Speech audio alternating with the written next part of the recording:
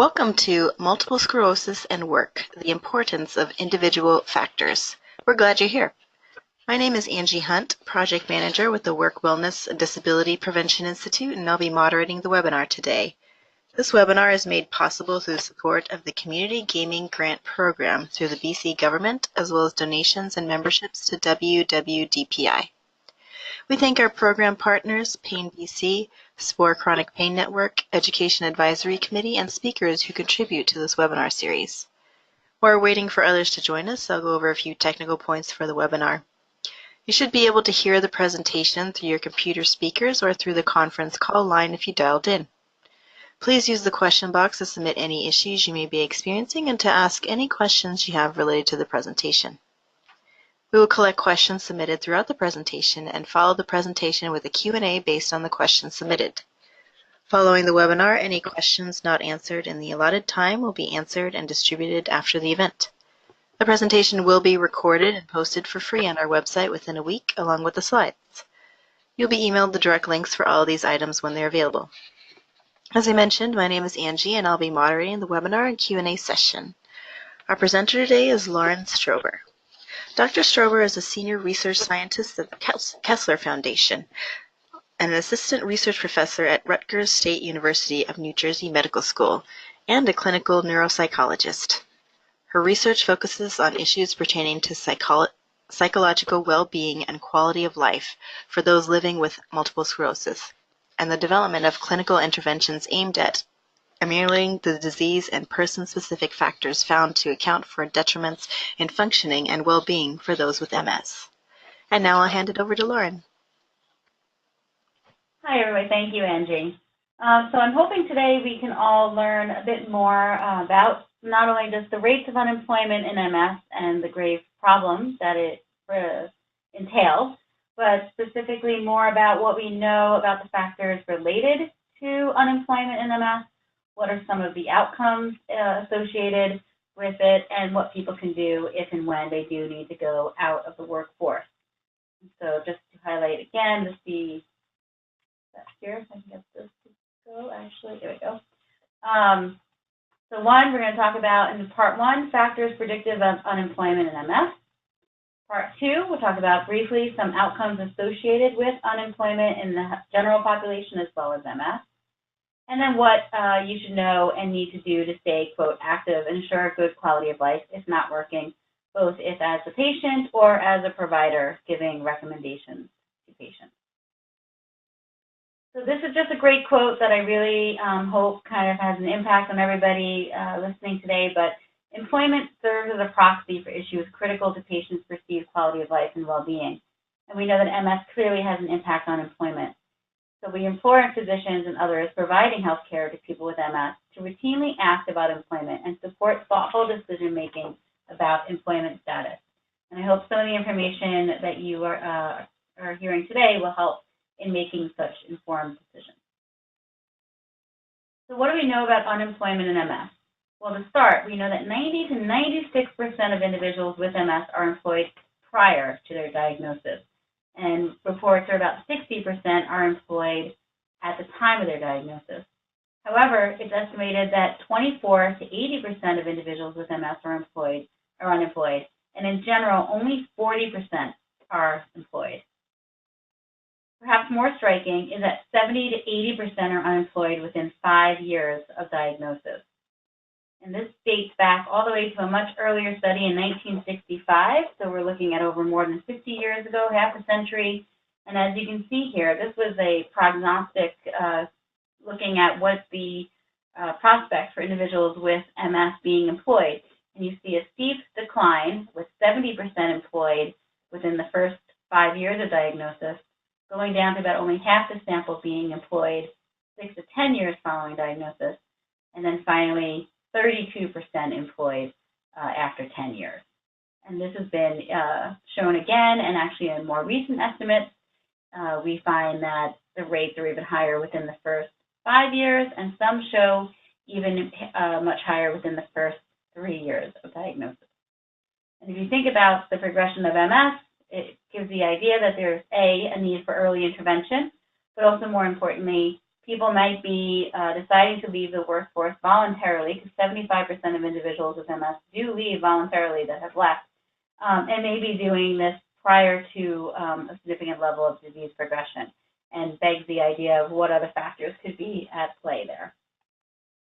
So we know that there are several factors that account for individuals' decision to leave the workforce, and that is the premise of today's talk. So we'll go through this in some great detail. So this is, again, back to that 1965 study. Looking back then, this is 890 patients. And what they found was looking at sort of some of the primary, secondary, and tertiary reasons of why people reported leaving the workforce. As we see here, spasticity was the primary complaint in 65% of people who left. About 39% were reporting disturbances of coordination. And then finally, 23% bowel and bladder functioning being sort of the top sort of three reasons for people leaving the workforce. And we have found similar findings. Again, this is 1965, but over time, this is sort of a nice recap slide showing you some of Nick LaRocca's work in 1980 and 1985, and then more recent, 2003 and 2007. This is one study looking at longitudinal determinants of unemployment in MS. And the first thing to note here, obviously, is that fatigue, again and again, is considered the greatest culprit for why people feel like they need to leave the workforce or have left the workforce. After that, we see very high rates, again, consistent with what we saw in 1965, people reporting that it's more physical problems or mobility issues accounting for why they leave. This is anywhere from about 39% to as high as 55%. Following this, we see about 23 anywhere to about 40% reporting that it's balance or dizziness, heat sensitivity, and again, bowel and bladder problems, again, in that sort of 23 to 28% range. So pretty consistent across the board over the past 50 years or so of why people with MS report leaving the workforce.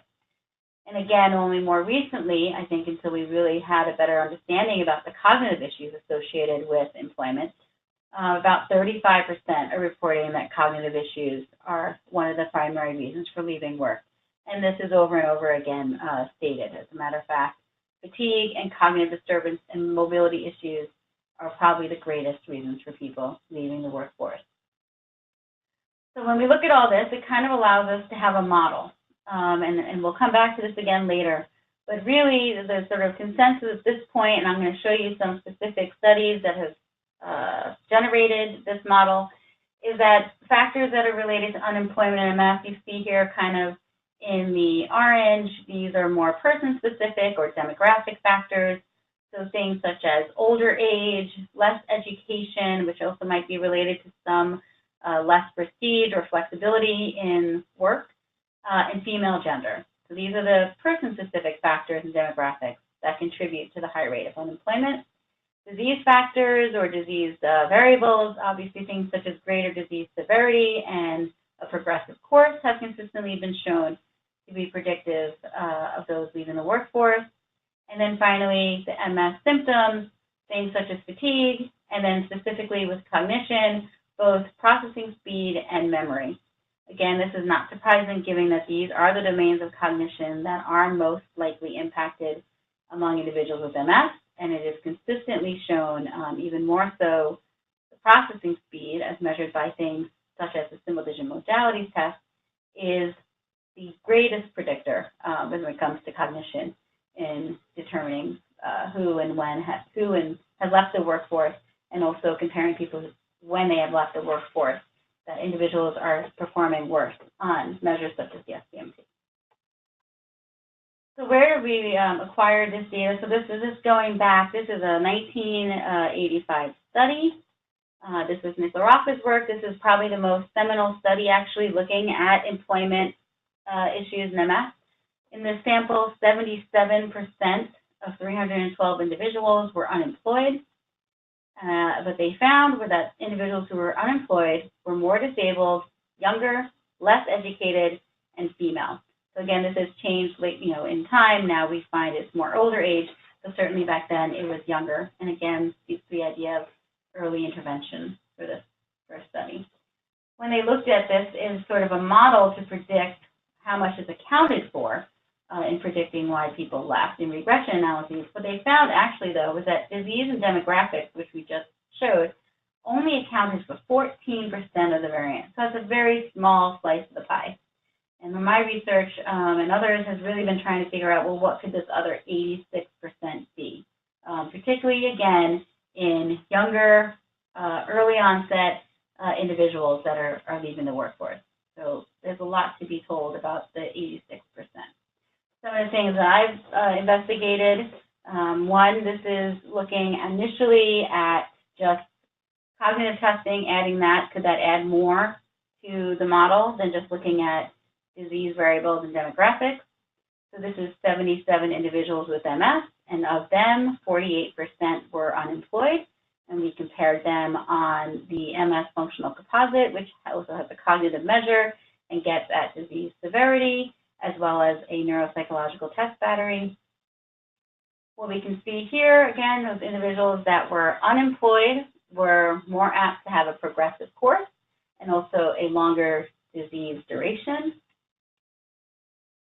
On the MS functional composite, they were more apt to have upper extremity difficulties and a trend for some difficulty in lower extremities as measured by a 25-foot walk. Interestingly enough, there was no differences on the PACET, which is the cognitive measure included with the MS functional composite, which is, again, all of these measures are aimed to measure at disease severity or progression. On cognitive testing, not surprising yet again, we see that logical memory, which is a story memory task, and the SDMT have large effect size as well as some effect size for executive functioning. But I want to note here, you see, again, the effect size for the SDMT is 0.88 and is the largest. And across this study and several other studies, both in the US and Australia, we find this effect size of about 0.8 consistent when we compare people who are working and not working. So it's a pretty significant effect and really begs the idea of looking at the SDMT as a measure that's pretty predictive of employment status in MS, and probably more apt to be used and should be used in clinical practice when helping, again, make decisions regarding employment. So again, just following the same methods here, we throw this all into a model. We want to see what could be most predictive. And in this, the SDMT actually assumed all the variants, again, pointing to the importance of the SDMT. And this accounted for 20% of the variance. So again, 80% still unexplained in this study in which we're only looking, again, at disease demographics, disease severity, and cognition. So what else could we be looking at? So in the next study, we looked at personality. So Nick LaRocca's study that I showed you at first, at that time in 1980s, it was discussed that disease and demographics clearly do not account for why people are unemployed. And back then, they suggested that we should be looking at other factors such as coping, personality, workplace accommodations, employer reactions and responsiveness. And so I've spent the last few years now looking at these factors such as personality and coping, which I will be showing you some data on today.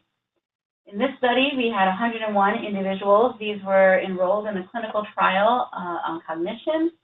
We have 47% unemployed, and they completed a brief cognitive test battery and fortunately also completed a self-report personality measure. As you can see here, in this study, we had a higher proportion of men in the unemployed group. And across all the disease variables, individuals who were unemployed had greater neurological impairment, they had a longer disease duration, a greater likelihood of a progressive course, and also greater reports of fatigue. And again, the SRT, we'll look one more time here, that effect size of 0.80. So people who are unemployed are performing much worse on this measure, as well as the SRT, which is a selective reminding task, which is another verbal memory task. But what's more interesting, and I guess it's not presented in this slide, I apologize for that, but if we look here, we have the EDSS accounting for 15% of the variance, so those are those disease and demographics kind of, again, what gets placed in the model. The SDMT, to a lesser extent in this study, accounts for 5% of the variance, but an additional 4% was accounted for by persistence, which is a facet of personality that's akin with conscientiousness, and it kind of gives the idea that personality above already accounting for what we know takes a big chunk of the pie in all previous studies. The fact that some degree of conscientiousness or personality still remains significantly predictive in the model. Just a brief recap on where and why we were doing this work. We know that demographic and disease variables only account for 14 to 20% of the variance in predicting unemployment in MS. We have verified the role that certain demographics, disease variables, fatigue, and cognition have on unemployment in MS. But we are presently researching the role of other person-specific factors that may also contribute to individuals leaving the workforce. So that first study I showed you there was of personality. We're going to look now at coping. So this is another preliminary study I had done before my current NIH grant. This was among women who were unemployed. And in that, we found that 27, so 39% or 40% reported leaving work because of their MS. And again, not surprising, when we asked them their reasons for leaving, fatigue was the #1 reason, followed by mobility difficulties, cognitive difficulties, again, centering around 30%. Previously, I showed you was about 35%. Then it was physical weakness, and then to a lesser extent, things such as pain, balance and dizziness, and equilibrium difficulties, fine motor difficulties, emotional difficulties. Bladder and bowel problems come in a lot less in this, and this may also be just the advent of having better treatment, vision problems, and finally heat sensitivity. But what I want you to note about this, if you look again at the title here, is that we are looking at coping and stress and how that may also play a part above and beyond these physical symptoms that they mention as reasons for leaving. So in this group, we have 41 employed and 27 unemployed women. Those who were unemployed were significantly older.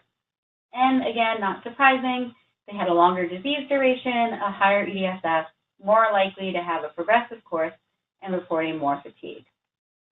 And also, again, performed worse on the SDMT. But what I want to highlight here is that while, again, this replicates everything we know, we also found that those who were not working were more likely to engage in maladaptive ways of coping. In particular, individuals who left the workforce were reporting greater levels of behavioral disengagement. And very striking, and we'll talk about this later on about some of the costs of unemployment, they were also more apt to report using substances as a means of coping.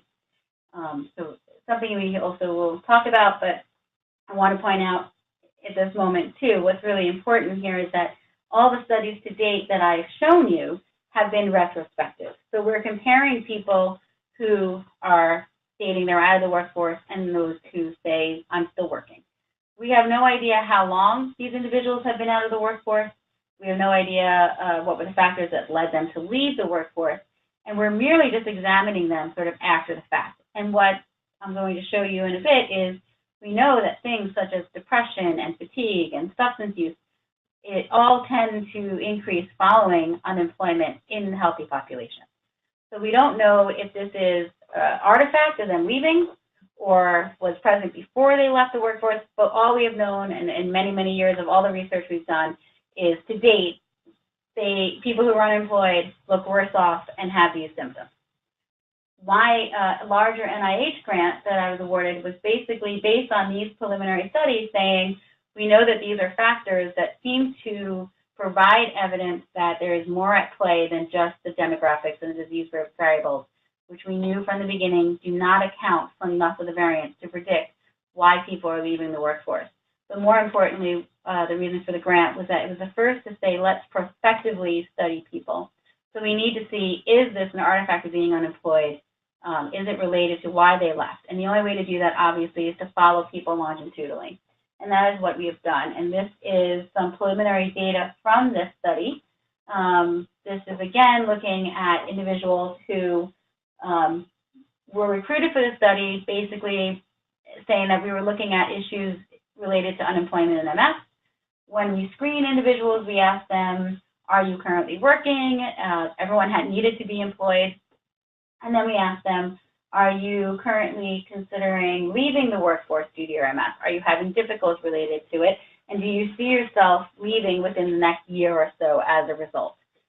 And those people were identified as considering leaving the workforce.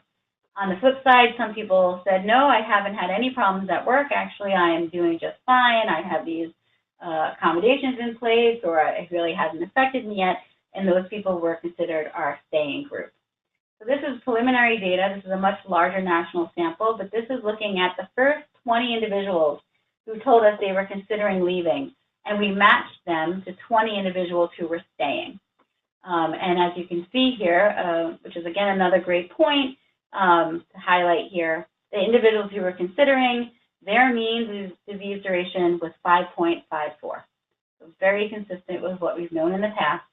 And their age, so education, and disease duration were then, and course, were then matched to the 20 staying. So that's what guided these matchings. So that's why it's all within 5 years of diagnosis. And what we found, if you compare these two groups on a multitude, so kind of taking a biopsychosocial approach. So again, we're not going to see differences here in demographics or disease because this group is perfectly matched on those factors. And the idea being that what can we see above and beyond that?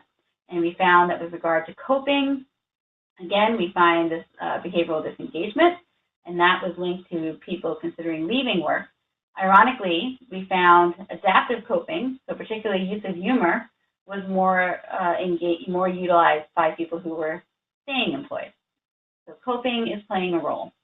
We also found that there were greater levels of neuroticism and lower levels of extroversion found among those who were considering leaving the workforce. This is akin to what has been called a type D personality. This has been investigated extensively in the cancer literature, and in general, it shows very poor prognosis following cardiac events and poor health outcomes as well. And we'll get to that too later. Much more on that. And I do think the field is showing a lot more interest in looking at personality in MS. With regard to anxiety, we found both greater state and trait anxiety among those who were considering the workforce. As a matter of fact, their scores were about 1.5 standard deviations above the general population mean. Individuals who were considering also were found to have lower general self-efficacy and also MS-specific self-efficacy over managing or controlling one's disease. So what I hope these findings really kind of highlight for everybody is that when we go look at this pie one more time, two things here. Obviously, fatigue was still our greatest culprit, which is not surprising, but coping accounted for an additional 14% of the variance. And this really highlights and changes what we saw earlier about our model, that while all of these factors obviously still play a part, we really want to give to the forefront some of these other factors such as personality, anxiety, coping, and self-efficacy. And again, the idea that these should be assessed just as regularly as these other known factors in the backdrop here when making informed decisions with patients about employment. So we're going to move to the second part here. So why is it so important to identify and understand the causes of unemployment in MS? And I would say it's because of the outcomes associated with being unemployed and the desire of so many individuals to stay employed. So what are some of the consequences of unemployment? We know that it gravely impacts overall quality of life, and also there are many silent costs of unemployment. We know that poor overall physical health, particularly cardiovascular disease, is seen within 6 months of leaving the workforce. There's also an instance of increased mental health problems, particularly depression, anxiety, sleep disturbance. Again, as you read that, you should be thinking these are all also very common in MS. Gets back to that question earlier too, did this occur before or after leaving the workforce? But I always want to say that if we know that people who leave the workforce sort of prematurely or fired become sick, do the sick become sicker? And so does depression, anxiety, and sleep and fatigue become worse for individuals with MS when they're not working? There's also an increased mortality rate following unemployment and even a greater suicide rate. In contrast, there's many benefits of unemployment. We see increases in physical and mental health following reemployment, even within 6 months of going back to the workforce. We also know that engagement in the workforce among women results in increased confidence and self-esteem. In individuals with MS, many qualitative studies, people have reported that it's important to their identity, self-esteem, and social contact, with many even viewing it as therapeutic. So individuals with MS, again, report it to be therapeutic, and this is a sort of a nice qualitative study by the researchers at University of Washington, where I just want to give some excerpts of things of why, again, staying employed is helpful. One person says here, I don't think about being tired when I'm at work. My mind is too busy to think about my legs hurting. That's the best reason why people should work. You forget about the MS. If I'm home, I get really depressed. And another one is, if I make myself get up and go, I feel better. Lying in bed and thinking about everything that's going wrong makes me feel worse. So again, getting back to some of the self-esteem and social contact. 40% of unemployed individuals with MS also report wanting to return to work, stating that it's a way of being part of society. And some other excerpts is, I want to do a good job and be valuable and worthwhile. No matter how hard you try, a lot of your self-esteem is based on your work. You have to realize that you need to be part of society. And another person said, if you lose your interaction with people, your work world is going to shrink. So there's other reasons, I mean, well beyond just financial gain and health insurance and identity. There's a whole multitude, again, of physical and mental health outcomes and personal identity and self-esteem that are important to staying employed. So with that, we're going to go to the last part of this. So part 3 is, what do people do if they're not working, and the importance of staying active. So again, obviously a lot of my findings and presentations so far has really been at how do you keep people employed, particularly instilling early intervention and keeping people employed as long as possible, and making sure that you've addressed both the disease and the person-specific factors. But there does come a time in which it's inevitable that somebody may simply need to leave the workforce, and they're leaving for what I call the right reasons. And at that point, it's really important to be putting in place what I call sort of, comparable life activities, things that still provide that social support, that sense of identity or purpose and life meaning, that also make sure that it wards off depression and anxiety and fatigue and sleep problems. So we're going to talk very briefly about this, because I do think just as much as we talk about how we keep people employed, I think it's important to say, what do we do when people need to leave the workforce? So the first thing I do want to talk about is the role of mental and physical activity. So we know this from the Alzheimer's literature. When you compare individuals with Alzheimer's disease without individuals without Alzheimer's disease, those who did not have Alzheimer's were found to be engaged in active pastimes. They did things such as knitting, reading, gardening, playing a musical instrument, competitive sports during their 20s into their 60s, as to more passive activities such as watching TV or talking on the phone. So again, this sort of urges individuals to say that if you're not working or if you're not engaged in these active activities, particularly in your 30s, 40s, and 50s, that it'd be important to do this to ward off further declines cognitively. And in fact, those that engage in passive activities also even had a 250% increased risk of developing Alzheimer's. We've called this sort of a cognitive reserve, and we've been showing it to occur in MS. So again, adopted from the Alzheimer's literature, it's the idea that there are heritable and genetic and environmental factors that will contribute to one's, quote, reserve against disease-related cognitive decline. While we know that many of this is genetic and heritable and has talked about maximal lifetime brain growth and other things, there's also a large environmental component, and that has to do with sort of an intellectual enrichment or engagement in these activities. And we know that higher intellectual enrichment reduces one's risk for dementia and moderates the effect of pathology of Alzheimer's on cognitive status. And researchers actually at Kessler Foundation have in fact shown that individuals with higher intellectual enrichment have some protection from disease-related cognitive impairment.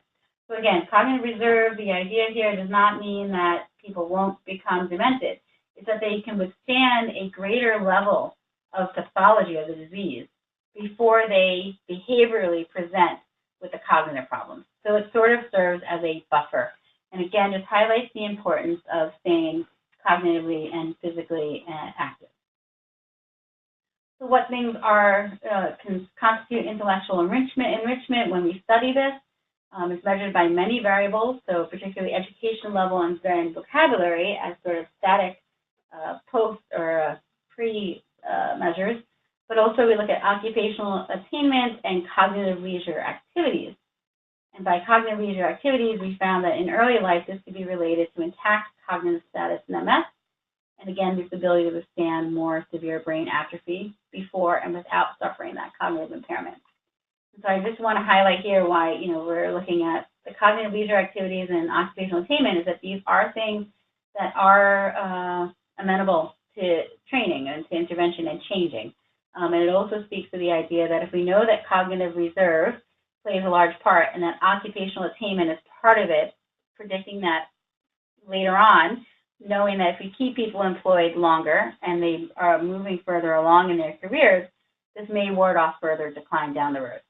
With regard to cognitive leisure activities, it implores people to say whether you're working or not, you need to be engaging in some sort of cognitive leisure activity, and specifically, if you're not working, the importance of engaging in these leisure activities. What could this be? The biggest one everybody kind of thinks of is reading books, reading magazines, but also things such as producing art, so painting and poetry, sculpture, songwriting, ballet, dance, anything. Producing non-artistic writing, so keeping a diary, writing a blog, writing to papers, playing a musical instrument. This is another been investigated quite a bit, people who take up a musical instrument, and playing structured card games, and then participating in hobbies. And I know there was one paper in the New York Times particularly talking about gardening and chess, and that being a activity that seemed to predict whether or not people were more apt to have dementia. But also things such as model building, web design, anything people could think of to do that, again, just keeps them cognitively active. What do we know about physical activity in MS? And I'm going to go through this kind of quickly. Just, again, the idea of why to stay physically active, but into fatigue. There's inconsistent findings as to whether or not physical activity has any benefit. But you know that in general, and contrary to what I think the fear was before, we know that it does not worsen fatigue, but may improve it. And investigations have also looked at depression, and these findings have been inconsistent as well. But again, for the most part, I would say there's more findings suggesting that it helps with depression. With regard to cognition, there have been no findings. But we do know ultimately that physical activity is known to contribute to improved quality of life. Modeling showed that those who are more physically active also had greater self-efficacy and better functional capacity, which ultimately led to greater quality of life. So it's sort of that idea that, it's certainly going to do no harm for people to be physically active. What about staying socially active?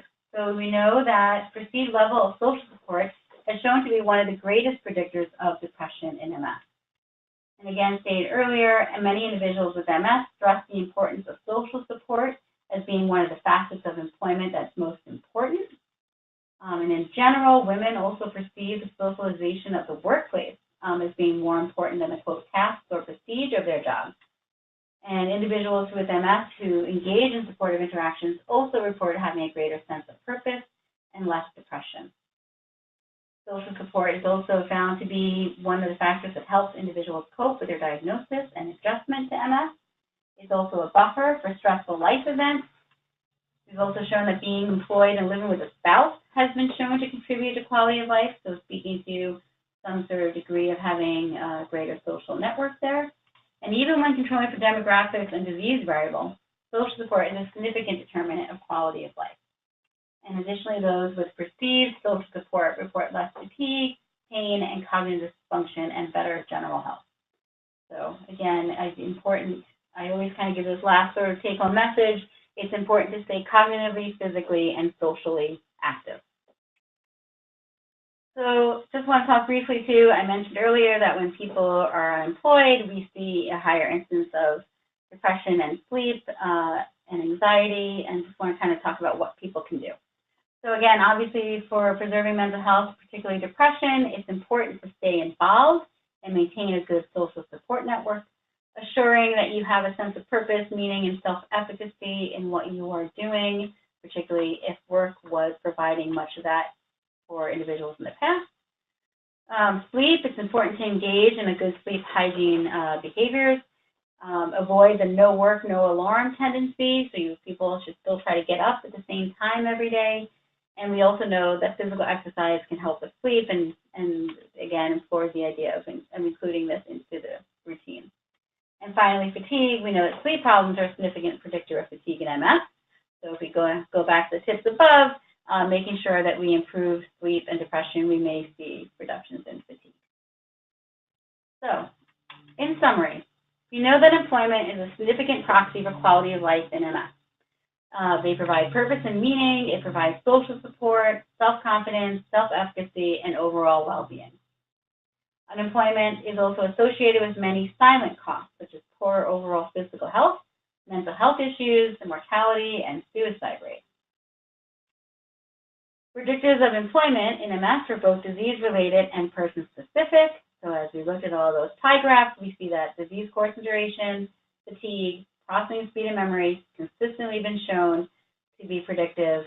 More recent literature has shown personality, coping, self-efficacy, anxiety, and perceived self-management of MS to be as predictive, even above and beyond those disease and demographics.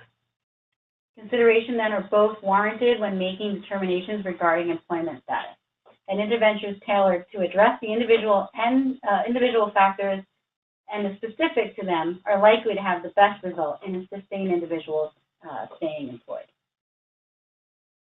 If needing to leave the workforce, it's important to maintain one's mental and physical health. And again, staying physically, cognitively, and socially active. The importance of arranging for the engagement of cognitive, physical, and social leisure activities, volunteering or engaging in some sort of activity that provides a sense of meaning and purpose. So again, this idea of finding a comparable life activity that will sort of supplement or replace what people find beneficial for working. So that is the end of what I wanted to say today. I do want to acknowledge, obviously, most of this work is never done alone. I've had a tremendous team of research assistants for the past 5 to 7 years that have helped do this longitudinal study, and I want to acknowledge them. And also this funding was provided by the National Institutes of Health, the National MS Society, and the Patterson Trust. That's it. Thank you, everybody. Thanks, Lauren. To our audience, if you have any questions at this time, please enter them into the question box on the GoToWebinar panel, and we'll ask them out loud. A few questions that came in. At the beginning of the presentation, on the slide with the employment rates, what was the explanation for the graph ticking up at 16 to 21 years? Yeah, I'm interested about that too. I come back. I have to go back to the slide. I think some of that may be an artifact of people kind of adjusting to the illness and maybe having a more steady plan in place, or they left maybe early on because they felt that they couldn't handle the stress. It could be also that they were making other life decisions as family or whatever. And then once their MS was maybe under control or stabilized and they were coping better, maybe they felt they could go back to work. Mm-hmm. But it is an interesting finding as to why we see sort of a higher rate later on. It could also be that those people, you know, never left at all. Mm-hmm. And so there's a different subset of folks that stayed employed. But mm-hmm. It is a very interesting thing that it goes back up. Yeah. Another question. Did the studies differentiate between paid or volunteer work? Just wondering if loss of income was a factor in poor esteem and health or not. It depends on the studies. Most include only paid work. I know in my study we include paid work and volunteering. And we also do get a assessment of the financial, the household income, and what percentage of that is contributed by the individual who's considering leaving work or staying. Mm-hmm. To see if obviously there's the incentive of not feeling like you can leave work. I see. Because of financial. Mm-hmm. Okay. Another question. Can you recommend any additional research readings on MS work that might be helpful for industry professionals to review? Sure. There's lots of articles on this topic. Phil Rumrill is probably one of the most, he's a vocational rehabilitation researcher. He's done a lot on this area. Trying to think who else I would recommend. There's a group in Australia, well, a few groups in Australia that have done a lot on this. There's a Joanna Sweetland, I believe, and she is in the UK. She's done a bit on actual vocational rehabilitation. I think who else? Ralph Benedict has done some work on employment. I think that's probably one that first comes to my mind. That's great. There's an abundance of literature, yeah. We can include some of those names in our follow-up to the audience as well. I think that is all our questions for now. Dr. Strober, is there anything you'd like to add following your presentation? Don't believe so, no. All right, great. Thank you so much for your presentation. Oh, no problem. Thank you.